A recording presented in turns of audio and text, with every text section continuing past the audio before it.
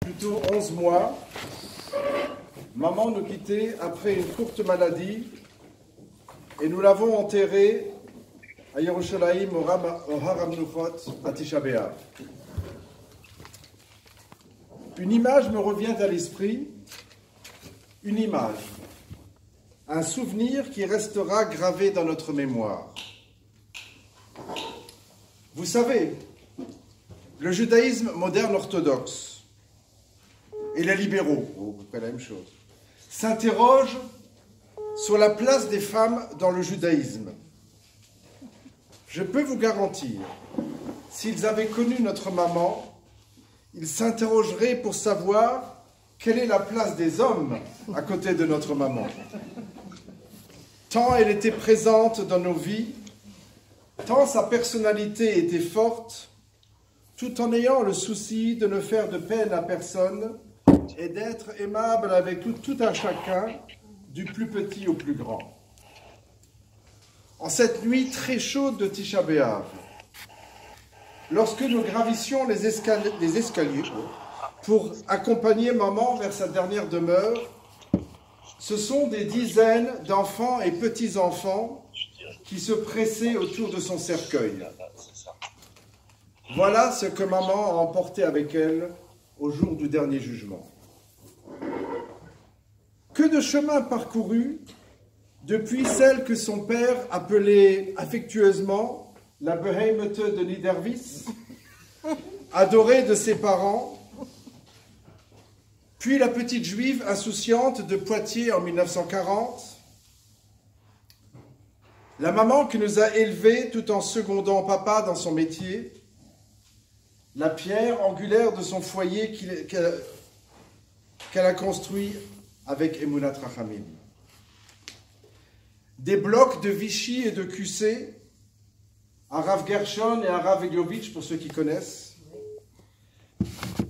qui prodiguaient ses conseils qu'elle suivait aveuglément,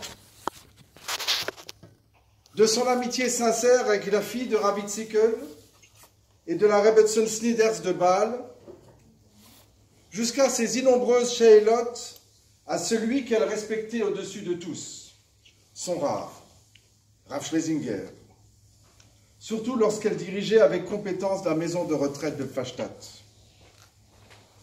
Vous toutes qui l'avez connue et appréciée, garderez le souvenir d'une femme qui savait tisser des liens d'affection, d'amitié avec chacune d'entre vous.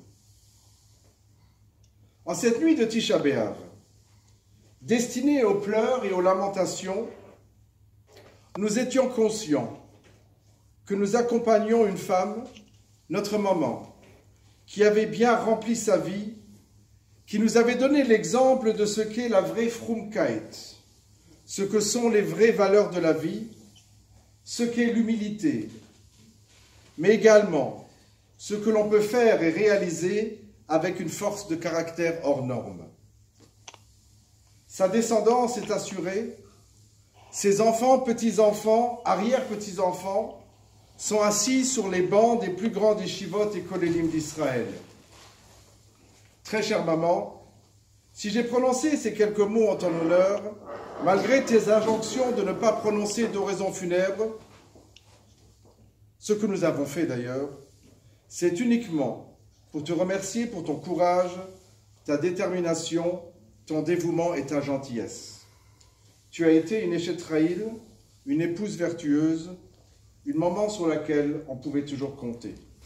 Que ton souvenir soit une bénédiction pour chacun et chacune d'entre nous.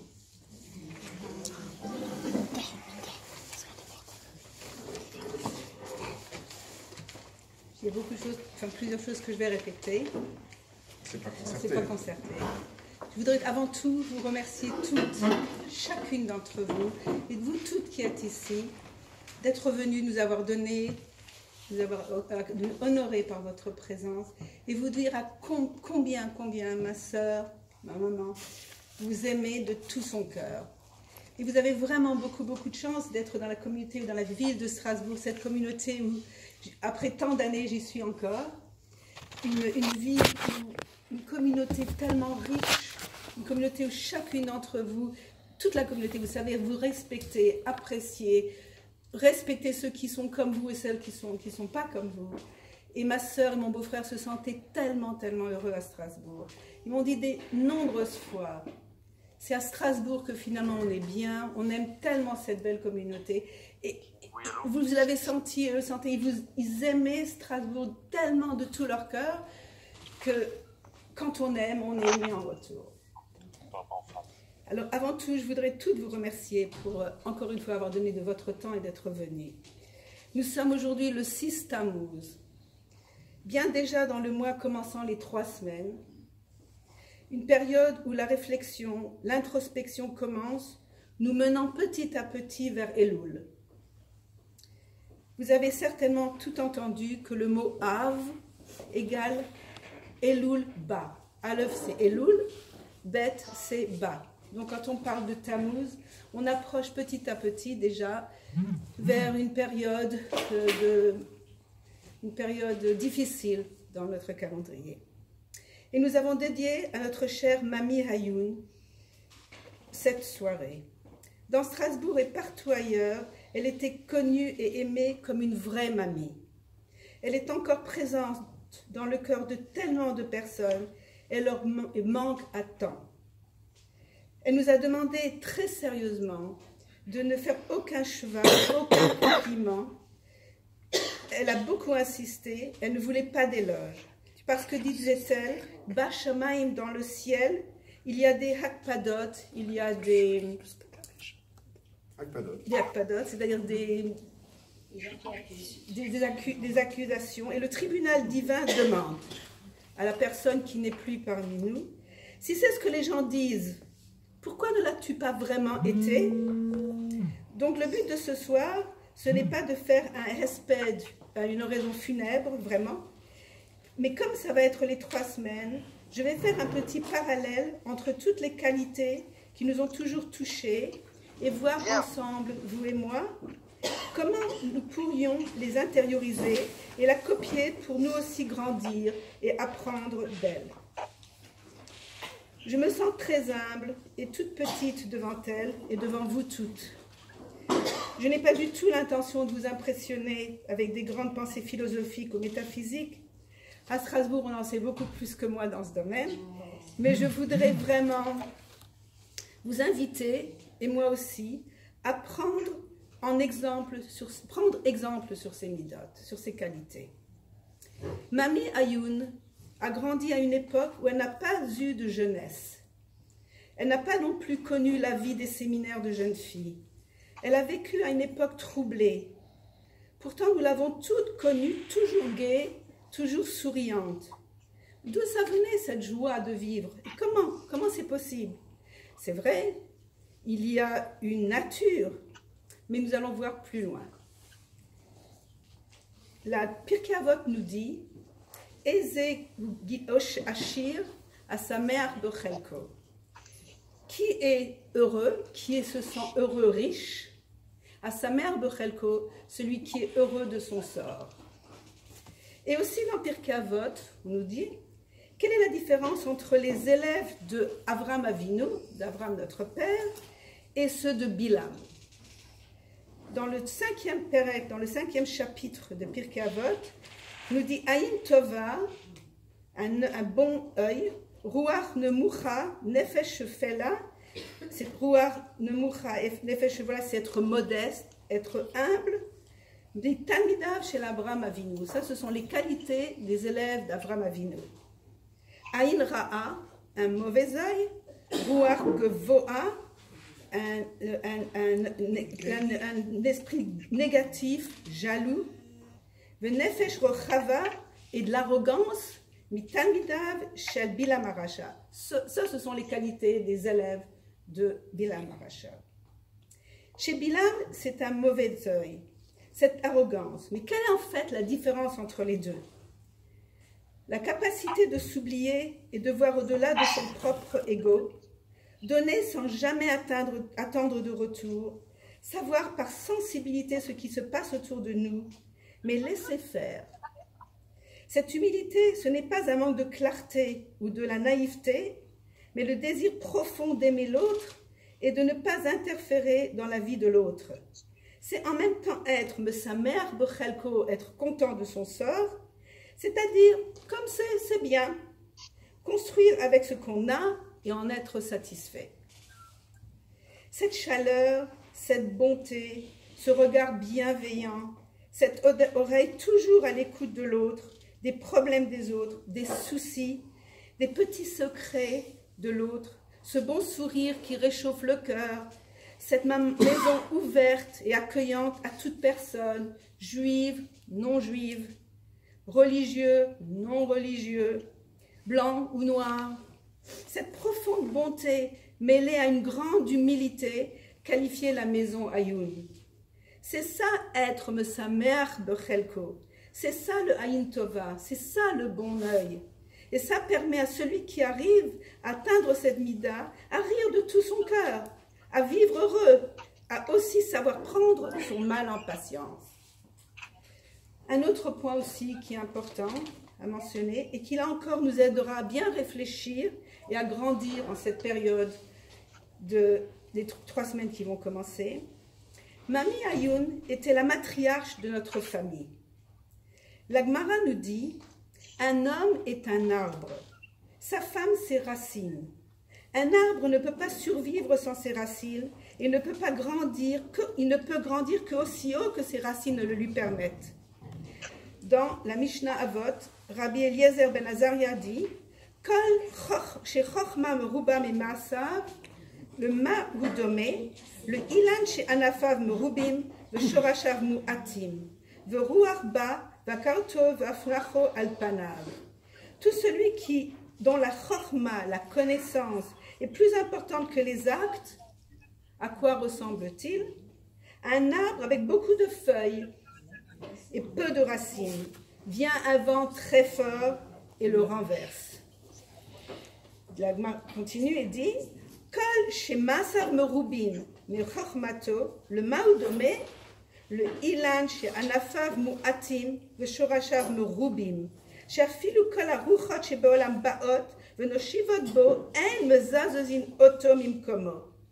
Tout celui dont les actes sont plus importants que sa chokhma, que ses connaissances, à quoi ressemble-t-il? Un arbre sans trop de feuilles, mais avec de fortes racines.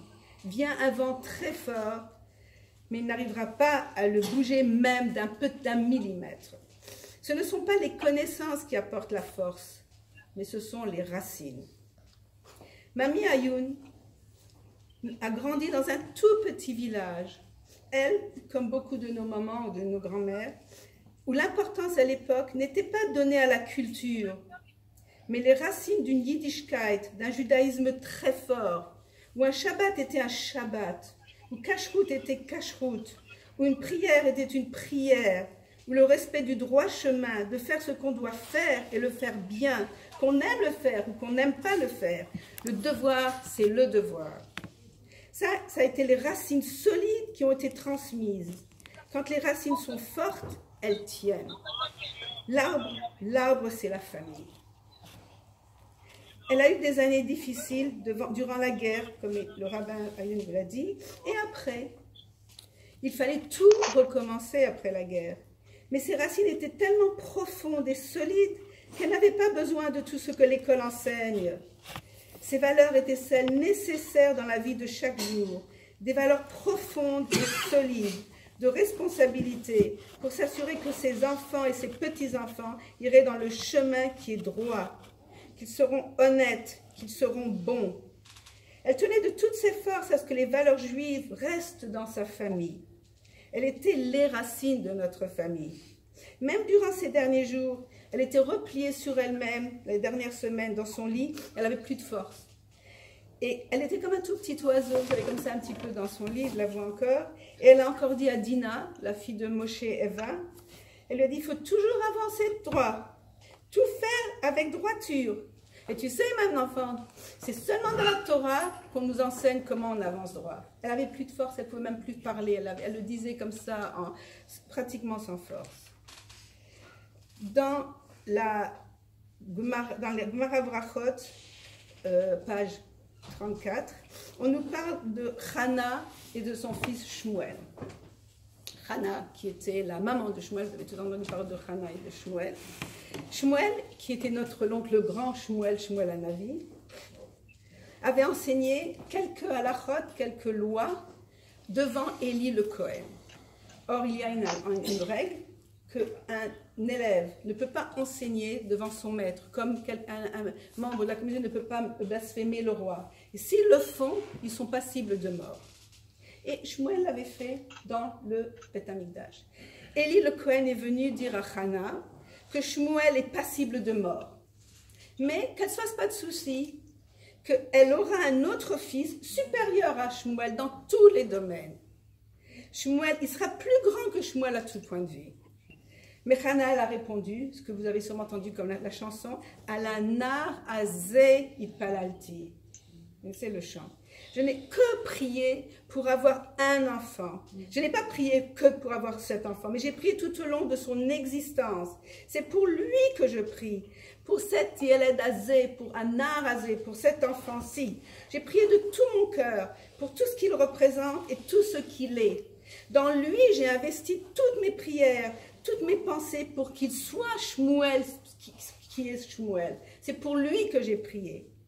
Ça, ce sont les prières d'une maman, d'une grand-mère. Un investissement unique pour chaque enfant, pour chaque petit enfant. Ça, ce sont les racines qui tiennent bien et qui préservent l'arbre. Dans le Chumash, on voit quelque chose d'impressionnant. Enfin, on voit beaucoup de choses dans le Chumash, impressionnant. Mais une idée, Yosef le Tzadi, quand il a été emprisonné, parce qu'il a laissé derrière lui sa veste, que la femme de Poutifar tenait fortement, et elle s'en est servie comme preuve qu'il voulait la trahir, qu'il voulait trahir son maître en allant avec elle. Donc, qu'est-ce qu'elle a fait? Elle l'a tenue, et Yosef a essayé de se débattre, et elle a tenu la veste. Yosef s'est sauvé, il a laissé la veste. Et alors, elle a utilisé, elle a dit, tu vois bien qu'il est venu, regarde, j'ai même sa veste, il voulait se déshabiller. Pourquoi est-ce que Yosef n'a pas essayé de tirer sa veste et de la prendre avec lui quand il s'est sauvé? Ça lui aurait pris une demi-quart de seconde de plus. Pourquoi il ne s'est pas débattu? On voit un autre exemple dans la parcha de Vayetse. Quand Yaakov est sorti d'Eretz Israël pour aller à Haran, quand son frère Esav voulait le tuer, il est arrivé à Haran, nous dit le Midrash. Il s'est rendu compte, quand il est arrivé à Haran, qu'il était passé par ce qu'on dit un makom kadosh, un endroit saint. Et il ne s'était pas arrêté pour prier. Il a tout de suite fait demi-tour. Il n'est pas resté une minute de plus à Haran. Quand il est arrivé à Haran, il s'est couché. L'histoire nous raconte les 12 pierres. Il a mis les 12 pierres. C'est à ce moment-là qu'il a mis les 12 pierres. Et à son réveil, il a prié. Pourquoi est-ce qu'il n'est pas resté à Haran? De toute façon, il se reposait et dormir. Et de toute façon, il se retournait ensuite le lendemain au Makom Akadosh. Il a de toute façon seulement prié le lendemain. Ces deux questions, la question de Yosef et la question de Yaakov, ont la même réponse. Faire immédiatement ce que notre Itororut, notre réveil intérieur, nous dit de faire. Si Yosef était resté une minute de plus, juste une minute pour essayer de tirer sa veste, il n'aurait peut-être plus la même force de résister et de se sauver. Si Yaakov était arrêté à Haran et il y avait passé la nuit, peut-être que le lendemain, il n'aurait plus ressenti aussi fortement cette Itororut, ce réveil. Et peut-être qu'il ne serait plus retourné. Quand les Israël sont sortis de Mitzraïm, Akadosh Baruch Hu a voulu Bechipazon, nous dit la Torah, vite, vite, vite, vite, vite. Pourquoi si vite? De toute façon, Hachem les sortait de là-bas. Akadosh Baruch Hu, à travers la Torah, nous a donné un enseignement. Le mot vite, chipazon. Tout notre judaïsme, notre yiddishkeit doit être basé sur cette spontanéité, cette azout, cette force, cette rapidité. Mamie Colette avait cette spontanéité. Elle l'avait avec beaucoup de sincérité. Quand elle entendait qu'il fallait faire une halakha ou une mitzvah qu'elle ne connaissait pas, ou dire les telim de telle ou telle façon, elle mettait en pratique tout de suite. J'ai une amie à Londres, la filée belle Rabatine Schlesinger, qui m'a raconté juste avant de partir. Elle m'a dit, elle se souvient qu'elle était venue chez moi quand il venait souvent à Londres. Et puis on bavardait, on parlait de Tehillim. Alors, Madame Ayoun a dit, oh, c'est vrai, il faut faire comme ça, montrez-moi vite le sidour. Et c'était toujours comme si, oh, j'ai jamais fait. Vous savez, quand elle parlait toujours, j'ai fait mes péchés, elle nous disait toujours, j'ai fait. C'était que des choses comme ça. Je ne savais pas, je n'avais pas appris. Oh, si seulement j'avais fait, si seulement j'avais fait. Vous voyez, c'était toujours comme ça. Je vous raconte une histoire très, très impressionnante. Quand j'étais petite, je devais avoir à peu près 10 ans. Elle était partie en vacances à Vichy. Et j'ai la lettre à la maison d'ailleurs, et elle a écrit à ma maman, on habitait dans un tout petit village, le village de Niederwies, près de Boulay, et elle a écrit à ma maman en lui disant, tu sais, j'étais à la Schule, et à la Schule j'ai rencontré une dame, et cette dame, elle nous a invités pour Shabbos, et puis elle étudie avec moi maintenant. Et tu sais, maman, les femmes juives, elles doivent se couvrir la tête. Et pourquoi? Parce que vous savez, les mamans juives se couvraient la tête en Lorraine jusqu'en 1917. En 1917, après la Première Guerre mondiale, il y a eu un courant d'émancipation en Lorraine et les femmes n'ont pas eu plus envie de se couvrir la tête. Ce qui fait que quand ma maman s'est mariée, ben, comme toutes les femmes de son époque, sa sœur et toutes les femmes juives de famille froum, famille religieuse, on tenait Shabbat, Kashrut et tout, mais elles ne se couvraient pas la tête. Donc ma sœur est revenue avec mon beau-frère, les parents de rabbin sont revenus dans notre petit village et elle avait comme ça un petit turban sur la tête, on ne l'avait jamais vu comme ça. Et alors elle a dit, tu sais maman, les femmes juives, elles doivent se couvrir la tête. Ma maman a fait demi-tour, mais je le vois devant mes yeux pendant que je vous le raconte. Elle a fait demi-tour, elle est montée, c'est dans les maisons de campagne, on a le rez-de-chaussée puis des escaliers qui montent aux chambres à coucher. Elle est redescendue avec un foulard et je n'ai plus jamais, jusque sa mort sur son lit de mort, elle avait encore sa tête couverte. Elle et ma sœur se sont couvertes les cheveux et c'était fini. Plus jamais elles se sont promenées sans couvrir les cheveux. En Lorraine, dans les petits villages de Boulay, Niederwies, qui se couvrait la tête? Bon, mamie, elle avait quand elle sentait que quelque chose était maître, elle le faisait sans demander ni à droite ni à gauche. Elle ne posait aucune question. Elle était une meva cachette à émettre. Elle recherchait la vérité. Très souvent, on ressent profondément quelque chose, nous toutes. Et on veut vraiment le faire tout de suite. Mais on ne le fait pas, on traîne. Après, ce n'est plus la même chose. Cette spontanéité est diluée. Peut-être qu'on le fera quand même, peut-être qu'on ne le fera plus. Mais ce n'est pas la même chose que spontanément, comme Pinchas qui a tout de suite réagi. Je vais vous donner encore une autre idée pour avancer tout ensemble dans notre Avodat Hashem, pour nous aider à grandir. Dans le traité Kiddushin, on nous enseigne que la plus haute madriga, le niveau le plus haut pour faire une mitzvah, c'est celle de Metzavé ve'osé. Metzuvé ve'osé. Celui qui est commandé et qui fait faire une mitzvah parce que j'ai envie de faire une mitzvah, de faire quelque chose de bien spontanément, c'est bien. Mais si je le fais parce que je dois le faire, c'est encore mieux parce que je me domine et je travaille sur moi-même pour faire quelque chose que je n'ai pas toujours tellement envie. C'est-à-dire de faire c'est ce que je dis en hébreu. Et il y a un niveau encore supérieur, et ça c'est une idée toute nouvelle à laquelle j'ai pensé. Dans la Sidra de Be'alotra, on a vu qu'un groupe de Béné Israël sont allés chez Moshe, et vous l'avez vu il y a quelques semaines, et lui ont demandé que faire, parce qu'ils étaient tamés, ils étaient impurs. C'était le moment d'offrir le sacrifice de Pessah. Un groupe de Béné Israël sont allés chez Moshe et lui ont dit, qu'est-ce qu'on fait? Au moment où il fallait apporter le Korban Pessah, on était tamés. Ils étaient tamés mess. Ils étaient impurs parce qu'ils avaient été en contact avec un mort. Et quand on est impur par un mort, on ne peut pas apporter un korban. Alors ils ont dit, la manigra, pourquoi est-ce que nous, on doit être privés d'apporter le korban? On n'y peut rien.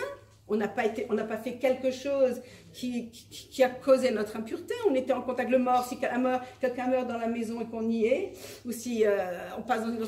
Quelle que soit la raison, c'est pas du tout quelque chose de voulu. On n'a rien fait de spécial, c'est pas de notre faute. Et maintenant, on était tamés et on n'a pas apporté le Korban Pessah. Alors, Moshe leur a répondu, une halakha, c'est une halakha. On ne peut rien faire. Mais ces hommes qui savaient fort bien qu'effectivement, en tant que tamés, en tant qu'impurs, ils n'avaient pas pu apporter leur korban, ils ont continué à insister. Et Moshe est allé demander à Hachem, qui lui a répondu, j'accepte leur demande. Et Hachem a créé une nouvelle mitzvah, qui est celle de Pessah Sheni, le 14 Iyar, pour eux et pour toutes les générations suivantes. Ça a été décidé à ce moment-là. Il semble qu'Hachem a cédé à un groupe de têtus. Ils ont insisté, et puis bon, il en avait assez, il a cédé. Pas du tout. Hachem n'a pas du tout vu ça comme ça. Il a reconnu que ces hommes étaient des bénis Israël tout à fait spéciaux. Ces hommes aimaient les mitzvot. Ils ne faisaient pas les mitzvot comme Metsuvé veut osé, qu'on est obligé de faire, parce qu'on doit le faire. Ils voulaient grandir au travers des mitzvot. Ils avaient compris que chaque fois qu'on fait une mitzvah, ça a une influence sur tout notre être. Et qu'ils avaient manqué une occasion ou la possibilité de grandir par une mitzvah et son influence spirituelle sur eux. Ils avaient manqué cette mitzvah.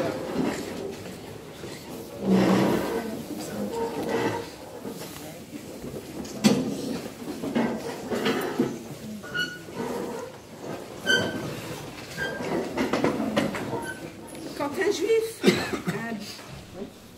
un ben Israël, aime les mitzvot avec une telle force, avec une telle passion, Hachem lui-même est prêt à créer une nouvelle situation. Comme on a vu avec Avraham Avinu, il aimait faire la mitzvah de Achnasat Orochim. Et au 3e jour de sa Mila, Hachem a fait sortir le soleil de son orbite pour qu'Avraham ne se fatigue pas. Mais Avraham n'a pas du tout accepté l'idée de ne pas faire cette mitzvah. Et il est sorti de sa tente, il a cherché de tous les côtés. Il est sorti à droite, il est sorti à gauche, il courait partout dans cette chaleur qui était insupportable. Il a regardé ce qu'il peut trouver quelqu'un qui passe et qu'il pourrait inviter. Il n'y avait personne, il faisait trop chaud. Alors quand Akadosh Baruch Hu a vu le tsar, la souffrance d'Avraham, qu'il ne pouvait pas faire cette mitzvah d'Achnasat Orochim, de s'occuper des invités, Hachem a envoyé les 3 malachim, les 3 anges qui se sont présentés dans la rue, qui passaient comme 3 hommes. Ce soir, l'occasion nous a été donnée de nous concentrer sur tous les points évoqués ici et en tirer pour chacune d'entre nous nos propres conclusions dans la gestion de nos vies personnelles. Quand on réfléchit et on fait le bilan de tous ces points dont on a parlé, on ne peut que sentir un élan et un désir de grandir. Notre mamie Colette est l'exemple même des qualités que je viens d'évoquer. Ce que je vous souhaite à toutes, c'est d'être inspirée par tout ce qu'elle a été et l'authenticité de sa profonde Yiddishkeit, et que tout ensemble, on grandisse.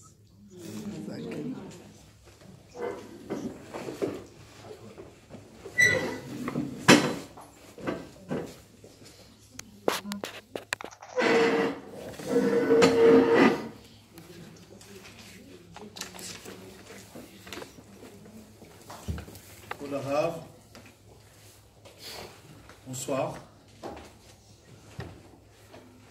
Je remercie la famille et Rabbinite Myriam Flax d'avoir organisé cette soirée en souvenir de Madame Ayoun, Kyle Bassarom, qui me donne la possibilité de dire quelques mots en son souvenir, pour celle qui restera pour moi, pour toujours, et affectueusement, Mamie. Mamie avait beaucoup insisté et répété à plusieurs reprises qu'elle désirait que l'on ne fasse pas de espédim, que l'on ne dise aucun chevar, aucune louange sur elle.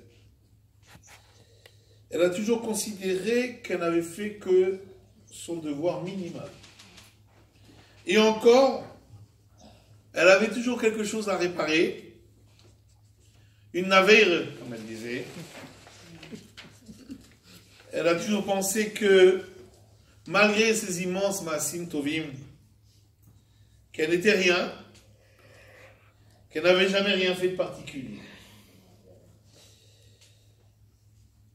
Et en réalité, elle est nifteret le 7 Av. Elle a été enterrée le soir de Tisha B'Av. C'est un signe. Elle ne voulait pas qu'on porte un deuil particulier pour elle. Et en fin de compte, elle a été enterrée un soir où de toute façon, tout le clan d'Israël est en deuil pour le Churban Beth Hamikdash. C'est pourquoi j'essaierai de respecter ses dernières volontés. Mitzvah de Kayem Divrei Hamet, c'est une mitzvah de respecter les paroles d'un défunt.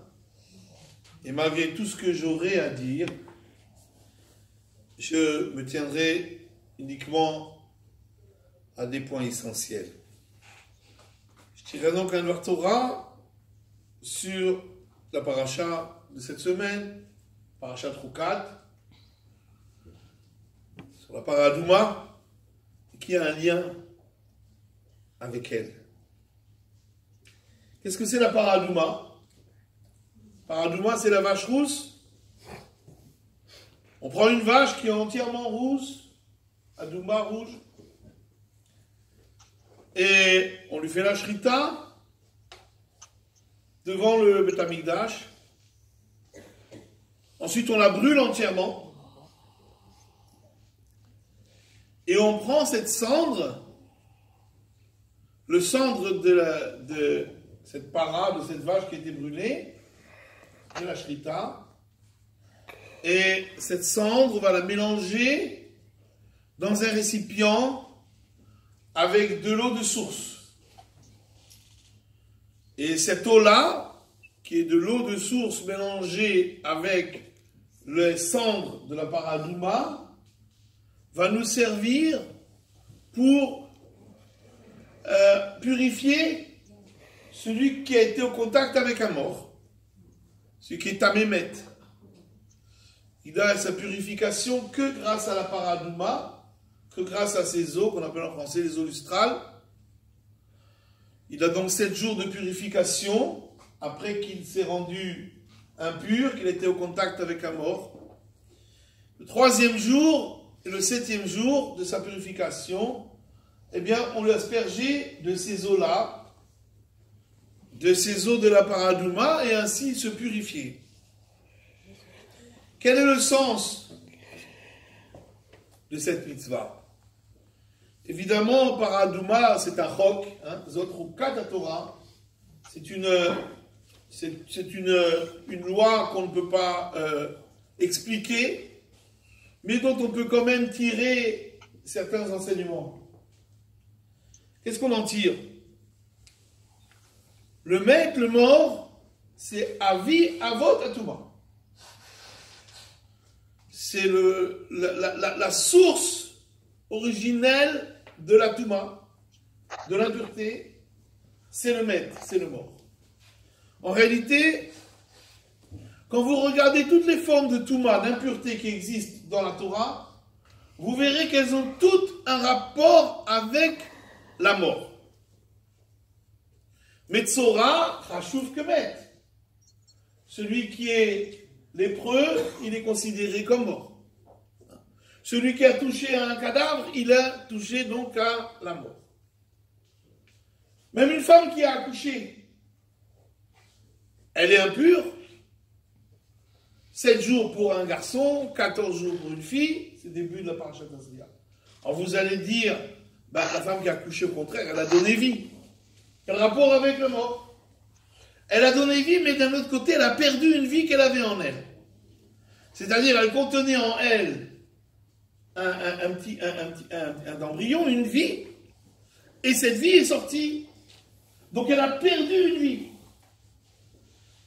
Quelque part, ça rappelle quelque part une mortalité, puisqu'elle perd, une vie supplément, un supplément de vie qu'elle a en elle. Et comme ça, on peut expliquer que pourquoi la Torah, elle a dit que pour un garçon, c'est 7 jours d'impureté, pour une fille, c'est 14 jours d'impureté. Pourquoi pour une fille, il y a plus d'impureté que pour un garçon? Parce qu'en réalité, la fille, elle-même, elle va donner vie. La fille, elle peut donner vie, mais elle a aussi donné de nouveau vie. Ce qui n'est pas le cas d'un garçon. Et donc, en réalité, quand elle a donné naissance à une fille, alors c'est une double vie qu'elle a perdue en elle. Et donc, c'est pour ça qu'elle a une double de Touma. Elle a 14 jours. En réalité, toutes les Toumotes, elles sont liées avec la mortalité. Et quand on est en lien avec la mortalité, en contact avec la mort, quelque part, ça nous touche, même psychologiquement. On est touché, et ça peut apporter parfois certaines idées, esprits négatifs. On doit se purifier. Alors comment on se purifie? On prend une paradouma, on prend une vache rousse. La vache rousse qui représente la force, qui représente la vie. Le rouge, ça représente le sang. Le sang, c'est la vie, c'est ce qui donne l'énergie. Cette vache rousse, elle est brûlée. Ça veut dire que toute cette vie-là, elle a disparu, il ne reste rien. Et quand on est en contact avec la mort, alors on a l'impression qu'il y a un vide. On est en contact avec le vide, avec quelque chose qui n'existe plus, quelque chose qu'on a perdu, quelque chose qu'on ne retrouvera jamais. Un peu comme cette paradouma qu'on a brûlée, qui ne reste rien. Il ne reste que des cendres. Mais ces cendres-là, on va ensuite les mélanger avec de l'eau de source. Qu'est-ce que c'est l'eau de source? El Maïm et la Torah. L'eau, c'est la Torah. Ça veut dire qu'en réalité, même quand quelqu'un nous a quittés, même quand il y a eu la mort qui nous a séparés, il reste quelque chose. Il reste ces cendres. Il y a toujours quelque chose, un rocher, il y a toujours une trace qui va rester. Et comment on va redonner vie à cette trace? C'est à travers la Torah. C'est en liant le souvenir de la personne qui est disparue, en le liant avec la Torah, qui est Maïm Chaim, qui est une eau de vie, qui donne la vie, et qui permettra à la personne ensuite de se purifier. Les Chazal disent, sur la paracha de cette semaine, Zot HaTorah, Adam qui amoud be'ohel. Voici la Torah, Adam qui amoud be'ohel, quand un homme, il meurt be'ohel, dans une tente. Les Chachamim disent, En HaTorah mitkayemet ela b'mi shemimit atzmo alea. La Torah ne réside que sur une personne littéralement, qui se tue pour elle. Chez Mémit Atso, qui se tue pour elle. Qu'est-ce que ça veut dire un homme qui se tue pour elle? Qu'est-ce que ça veut dire que la Torah ne réside que pour un homme qui se tue pour elle? C'est marqué au début du Sefer Teilim. C'est marqué Kim betorat Hashem chefetzo, uvtorato yege yomam valayla. Car dans la Torah, l'Hachem Chefetzo, il trouve son désir, ou Betorato, et dans sa Torah, Yege Yomam Valayla, il réfléchit jour et nuit. La Gemara dit dans Avodah Zarah que, Batrala, au début, la Torah s'appelle Torah Hashem. Kim Betorat Hashem Chefetzo. Et ensuite, elle s'appelle Torato. Au départ, elle est Torah Hashem, c'est la Torah d'Hashem. Ensuite, elle devient Torato, la propre Torah de l'homme qu'il a étudié, qu'il a accompli. Et ça veut dire au début, c'est Torah Hashem, ensuite c'est Torato. J'ai vu une explication qui dit comme ça. Qui met Torah Hashem Chefetzo? Quand une personne, il accomplit la Torah parce que c'est Chefetzo, parce que c'est sympathique. Hein? Il a envie, c'est son désir. Il étudie la Torah, il accomplit la Torah, c'est facile, c'est pas difficile, ça lui apporte... il trouve un intérêt, ça lui apporte, c'est facile, c'est sympathique. À ce moment-là, c'est pas sa Torah à lui, c'est Torah Hashem. Ça reste la Torah d'Hashem. Qui est Torah Hashem? Quand il est Betorato Yege Yomam Valayla, quand une personne, il se donne jour et nuit pour l'accomplissement de la Torah, à ce moment-là, ça devient Torato. Ça devient sa Torah à lui. Ça veut dire qu'il peut intérioriser cette Torah. La Torah, on ne peut l'intérioriser, elle ne devient que sa Torah intérieure que lorsque on se donne la Torah, elle ne s'accomplit que sur une personne qui se tue littéralement pour elle. Alors, j'ai dit que je ne dirais pas beaucoup de choses sur Madame Ayoun, Kaïle Bat Avraham, parce qu'elle n'aurait pas voulu qu'on dise tout ce qu'elle a fait, et on ne sait pas même, on ne sait même pas tout ce qu'elle a fait. Elle a fait tellement de choses que nous, on sait juste un tout petit peu de ce qu'on a pu voir. Parce qu'il y a plein de choses qu'elle a fait cacher, que nous, on n'a même pas vu, que personne n'a vu. Mais en tout cas, toujours est-il qu'elle s'est donnée corps et âme pour la Torah, qu'elle Elle a souffert pour la Torah. Elle était Mekabelet Yisurim pour la Torah. Elle était prête à recevoir des souffrances pour pouvoir, justement, pour que la Torah elle devienne la sienne, pour que véritablement elle arrive à intérioriser cette Torah. Elle a réussi à faire en sorte qu'en réalité la Torah